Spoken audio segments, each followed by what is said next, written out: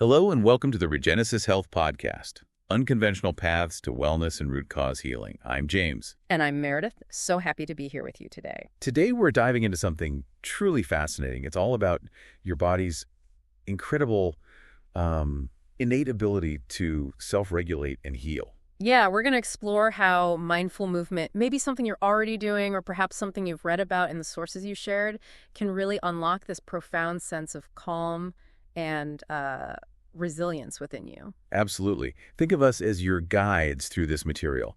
Our goal is to help you really grasp the power tucked away inside your own nervous system. And show you how these, ancient practices that you've researched are actually being validated, like right now, by modern science. They can bring so much balance and well-being into your life. So where do we start? Let's look at this amazing sort of unseen conductor running the show inside you. Yep. Your autonomic nervous system, the ANS. Right. It's mostly subconscious, isn't it? But it's always working, handling everything from your heartbeat and breathing to, digestion and even how your immune system kicks in. Exactly. And for a long time, we kind of simplified it, right? Just two main branches.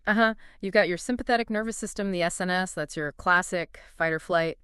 It's brilliant for short bursts, getting you ready for action, mobilizing energy. Like a sudden scare or even just psyching yourself up for something big. Yeah, heart pounds, blood rushes to the muscles, stress hormones flood in. Great for emergencies, but if you get stuck there. Oh, yeah, that's where the problems start. Chronic stress, all sorts of health issues. Which brings us to its partner, the parasympathetic nervous system, or PNS. The PNS.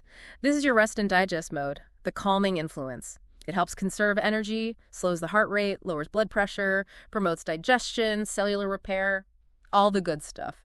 It's about restoring your resources. But what's really key here, and something the sources really drive home, is that health isn't about just shutting one down and living in the other. No, not at all. It's about achieving this flexible, dynamic balance. Homeostasis, right? Your nervous system should ideally be like a really good dancer, shifting smoothly between stress and calm. And the old seesaw model. It's a bit too simple, isn't it? Totally. We now know it's way more nuanced. Think about yoga or Tai Chi. People often feel both energized and deeply calm afterwards. That's a great point. It shows we can be active, engaged, but still feel safe and kind of in the flow. The real goal is boosting the whole system's regulatory power, making it more resilient overall. Okay, so when we talk about that rest and digest side, the absolute superstar has to be the vagus nerve. Oh, definitely. The 10th cranial nerve. Its name literally means wandering in Latin, which is just perfect because it really does wander from the brainstem, down the neck, through the chest, into the abdomen, connecting to the heart, lungs, gut. Wow, covers a lot of ground. It really does. And what's truly mind-blowing about it, a huge takeaway from the material you looked at, is that it's this incredible two-way street, a bidirectional information superhighway. Two-way. Yeah, get this. About 80% of its fibers are sensory, meaning they send information from your body up to your brain. It's like a bottom-up intelligence gatherer constantly reporting on what's happening inside.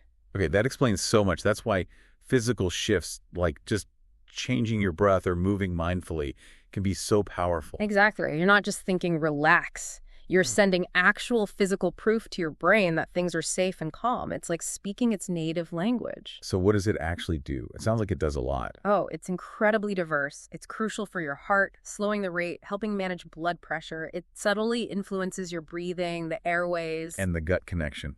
I know that's a big one. Huge. It's the core of the brain-gut axis. Yeah. Regulates digestion, stomach acid, the muscle movements. Issues with the vagus nerve often pop up in things like IBS. It shows how connected everything is. Makes sense. What else? Well, it also controls muscles in your throat and voice box, the pharynx and larynx. So, swallowing, speaking. And that's why humming or singing works. Precisely.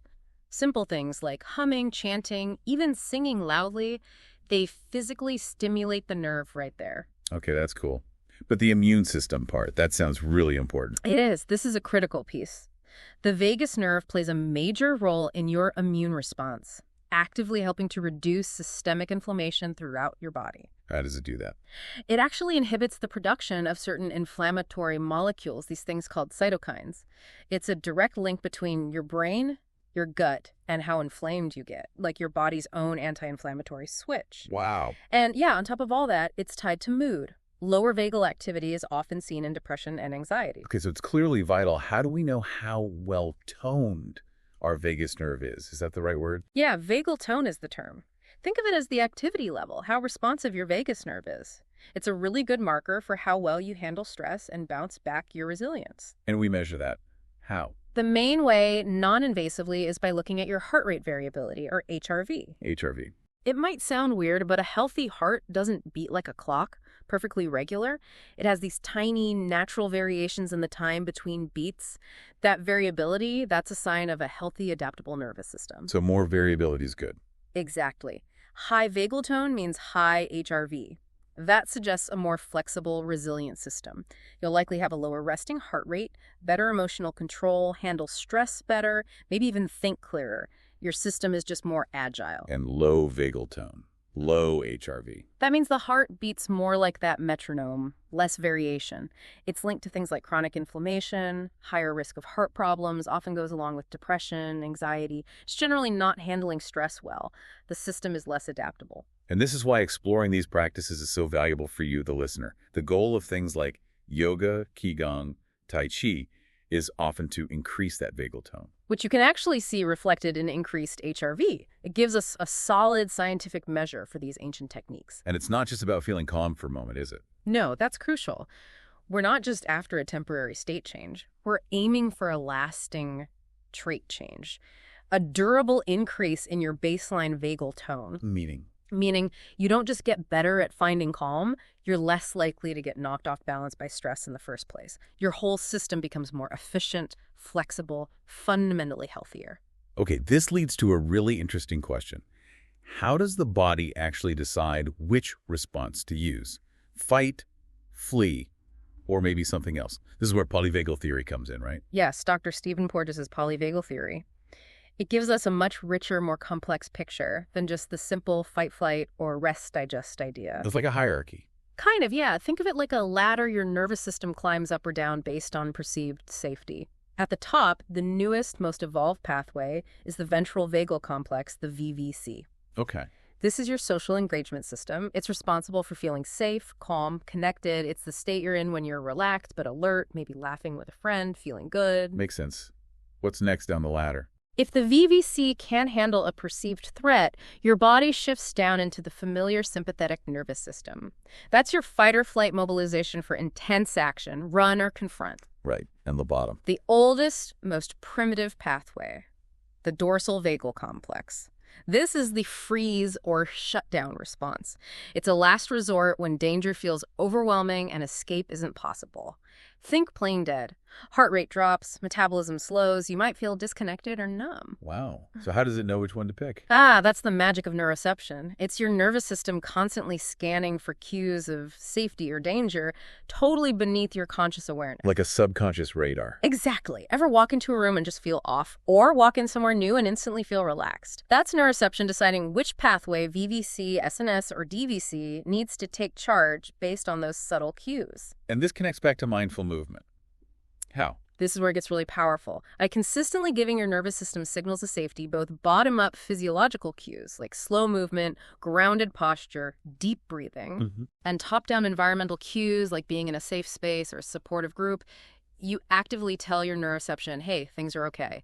This strengthens that wonderful ventral vagal complex, making you less likely to jump into fight or flight or shut down unnecessarily. So the context of the movement really matters too. Oh, absolutely. Think about a really rough, painful massage versus a gentle, caring one. One might trigger stress, the other calm. Or compare intense competitive sport with, say, calm tai chi in a park.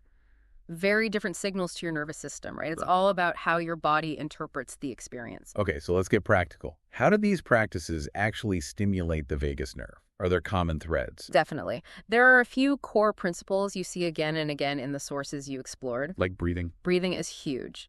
The most direct way is what we call respiratory vagus nerve stimulation. Basically, deep diaphragmatic breathing, belly breathing, with a really strong focus on making your exhale longer than your inhale. Why the long exhale? That slow exhale directly stimulates the parasympathetic reflex. It's like a little physiological hack to increase vagal activity and calm your heart. Cool. What else? Cultivating interoception and proprioception. Big words, simple ideas. Okay. Interoception is just tuning into your internal sensations, heartbeat, tension, warmth. Proprioception is your sense of where your body is in space. Mindfully paying attention to these builds a much stronger mind-body connection. Got it. And physical stimulation. Right, mechanical stimulation. Since the vagus nerve travels through your neck, chest, abdomen, gentle pressure, stretching, massage in those areas can physically nudge the nerve fibers, sending calming signals upwards. And the fun one, humming. Yes. Vocalization and vibration. Remember, the nerve connects to your voice box, so Wow. anything creating gentle vibration there, humming, chanting, singing, even gargling vigorously, is a simple but surprisingly effective stimulator. Wow. Okay. Anything else? Lastly, don't underestimate mindful intention and safety cues. These aren't just exercises, they're mind-body practices.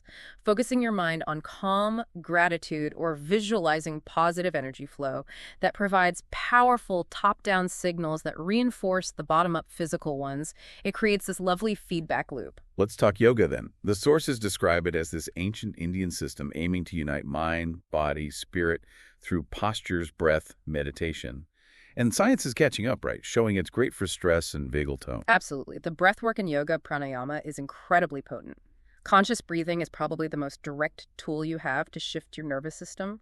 Slow, rhythmic belly breathing, especially with that longer exhale that's pure vagal stimulation. Are there specific techniques? Oh, yes. Your materials mention Ujjayi pranayama, the victorious breath. You make a soft, ocean-like sound by gently constricting the back of your throat. That sound is a great focus anchor, and the vibration is constant vagal toning. I've heard of that one.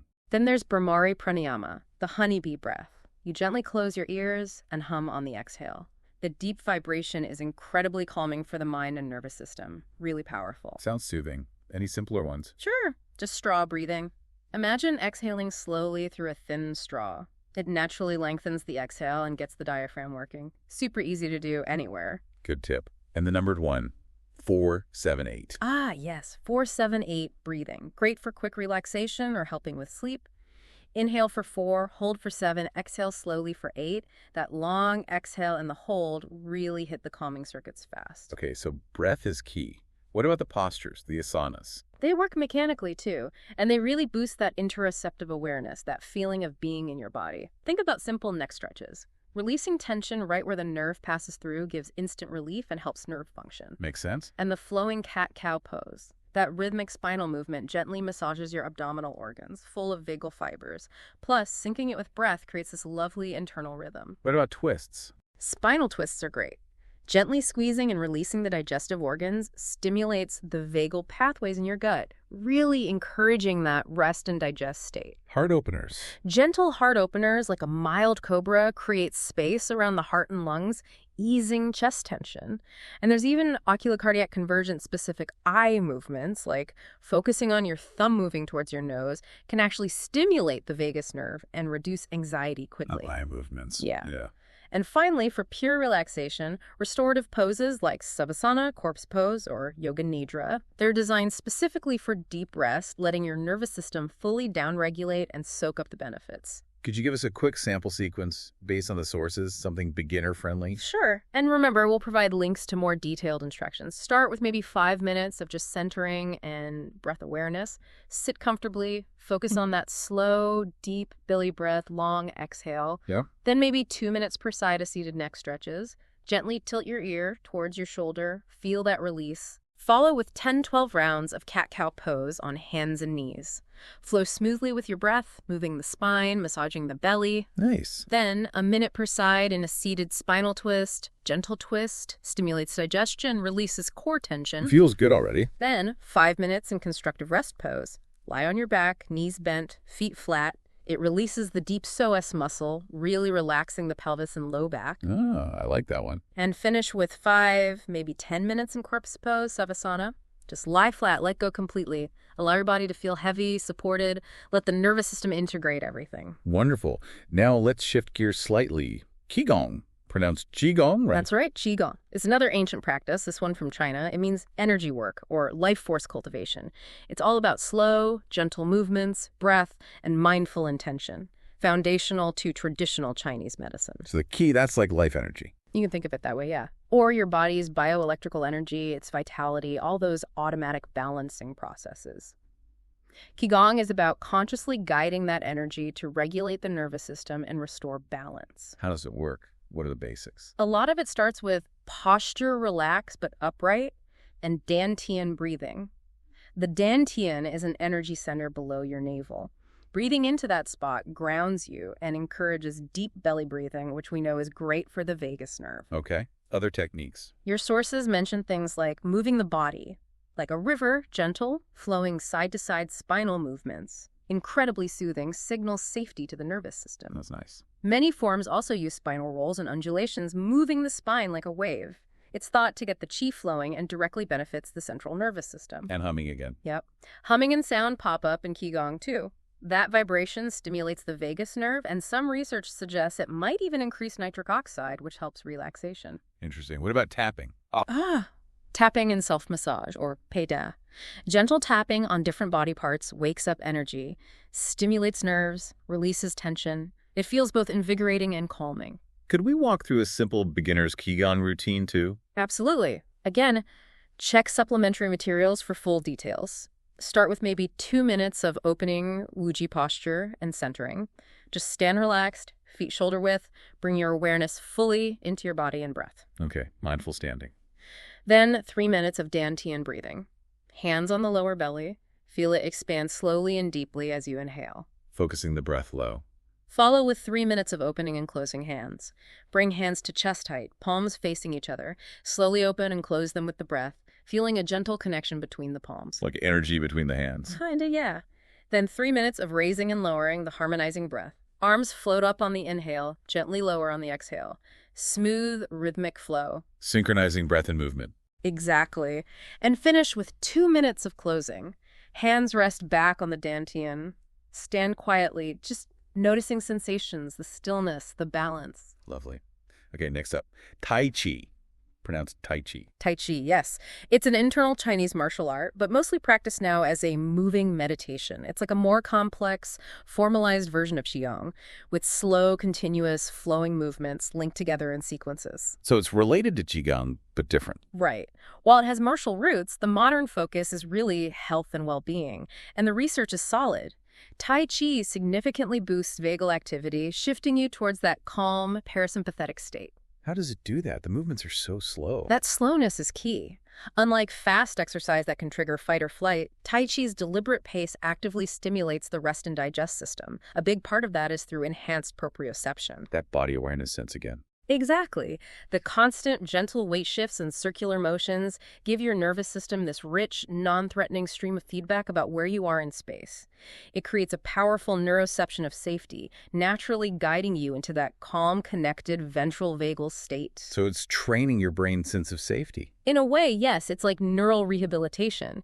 Studies show it engages higher brain functions, explaining why it's so good for balance and reducing anxiety. And the breath is important too. Absolutely critical. The symbiosis of form and breath is central. Every single movement is coordinated with an inhale or an exhale. It creates this seamless meditative flow. That sounds demanding. It requires sustained mindful focus, yes. Paying attention to the intricate movements, the internal sensations. It prevents your mind from wandering and really grounds you in the present moment. Deeply calming for body and mind. Okay, so quick comparison based on the sources. Yoga. Yoga unites mind, body, spirit via breath, postures, often held, and meditation. Great for flexibility, stress reduction, internal awareness, interoception. Qigong. Qigong cultivates qi, energy, through gentle, often repetitive movements and intention. Highly accessible, fantastic for general stress relief and immune support. And Tai Chi. Tai Chi is a moving meditation with continuous flowing sequences. Really shines for improving balance, proprioception, focus, and cognitive control. Can be a bit more complex to learn initially. Great summary. Now, the sources also touched on some modern Western approaches, right? Like somatic experiencing. Yes, developed by Dr. Peter Levine. It's a powerful bottom-up approach. It views trauma and chronic stress not just psychologically, but as physiological injuries, like stuck energy in the nervous system. Stuck energy. Yeah, the idea is that defensive responses, fight, flight, freeze, didn't get fully completed. SE gently helps the nervous system finish those cycles, restoring flexibility and boosting vagal tone. It's about mindfully renegotiating sensations. How does that work in practice? Key techniques include tracking and titration, noticing sensations in small, manageable bits so you don't get overwhelmed. grounding and resourcing, anchoring in the present, and connecting with sources of calm or strength. Okay. There's also pendulation, rhythmically shifting attention between distress and calm to build nervous system flexibility. And discharge, allowing the natural release of stored energy through things like shaking, trembling, or deep sighs. It's the system resetting. Fascinating. And dance came up too. Oh, yes. Therapeutic and expressive dance. It's such a powerful pathway. It combines movement, emotion, rhythm, often social connection, hitting multiple regulation systems at once. How so? Well, it's great for emotional catharsis, releasing pent-up feelings. And moving with others safely activates that ventral vagal social engagement system, fostering connection. Plus, expressing strong emotions through movement allows a healthy discharge of sympathetic energy. Are there specific types? There's dance movement therapy, DMT, a recognized psychotherapy using movement for integration, techniques like mirroring, nonverbal reflection, or authentic movement, moving from inner impulses, or common. What about non-clinical forms? Your sources mention biodanza, the dance of life. It uses music, movement, and group connection to spark these intense present-moment experiences called vivencias. It has a physiological arc, moving from activation to deep rest and connection. And the one with rhythms? 5 rhythms. A dynamic moving meditation through flowing, staccato, chaos, lyrical, and stillness. The chaos rhythm is interesting. It provides a safe space to let go of control, release emotions, before finding integration in stillness. Wow, so many possibilities. How does someone listening even begin to choose? That's the key question. It's not about finding the one best way, but what truly resonates with you, your goals, your body, your personality. So start with some self-reflection. Exactly. Ask yourself, what am I aiming for right now? Stress relief, better balance, more flexibility, emotional expression. What's my physical condition like? And do I prefer structure or freedom, solitary practice or group energy? Okay, based on the sources, any quick recommendations? Sure. If you want improved balance, focus, and a structured moving meditation, Tai Chi is a fantastic choice, especially for that proprioception boost. And for flexibility and a wide range of tools. Yoga offers so much versatility, from very gentle to more active styles with lots of breathing techniques included. What about beginners or those with physical limits? Qigong is incredibly accessible. The movements are gentle, easy to learn, and super effective for stress and well-being. And if emotions or connection are the main focus? And exploring dance movement therapy, biodanza, or 5 rhythms could be really powerful and transformative. The most important thing seems to be consistency. The sources are clear. 10 minutes every day beats 90 minutes once a week for lasting change. And don't forget micro practices. like what? A few rounds of 4-7-8 breathing before a call, a quick neck stretch at your desk, walking mindfully for 5 minutes. These little resets throughout the day add up and make a huge difference to your nervous system. It's really exciting how this ancient wisdom is merging with modern science, isn't it? It truly is. Practices once dismissed are now being studied rigorously, revealing these deep physiological effects. And the vagus nerve is right at the heart of so much of this research. Like the medical VNS therapies. Exactly. Vagus nerve stimulation devices, either implanted or external, are used for epilepsy, depression, and being explored for anxiety, inflammatory diseases. It shows that modulating the vagus nerve is a real, powerful strategy for health. So these mindful movement practices, They can be seen as sophisticated, natural, and incredibly accessible ways to volitionally tone the vagus nerve. You're doing it yourself. it's like do-it-yourself VNS in a way. Pretty much. It empowers you to actively tap into your body's own amazing capacity for healing, for regulation, for resilience. You become an active participant in your own well-being. Instead of just passively looking for external fixes. Consider how these practices invite us to become active participants in our own well-being, rather than passively seeking external solutions, truly placing the power of calm within our own hands. This podcast is not affiliated with the authors of the books, sources, or the concepts mentioned. We do not endorse claims within these books or sources. We are legally required to advise listeners to consult their doctors or a qualified healthcare professional before attempting any cleanse or making significant changes to their health regimen. What may work for one person may not be suitable or safe for another. Thank you to all the listeners for being here today, and we look forward to sharing this time with you again soon.